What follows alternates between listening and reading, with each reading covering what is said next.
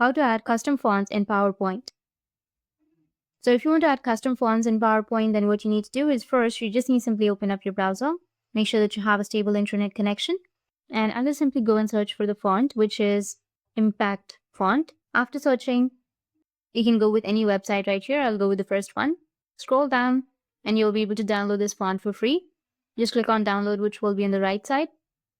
Remove the ad and it will start the download process. On the top right, you'll have the download.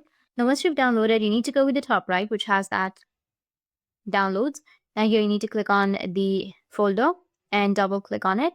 And here you will have an option of install. You need to click on install the font. Once the font has been installed, you need to go back and open up your PowerPoint. After opening your PowerPoint, now just go with a text. I'll just simply write something right here. And you need to adjust the text however you like.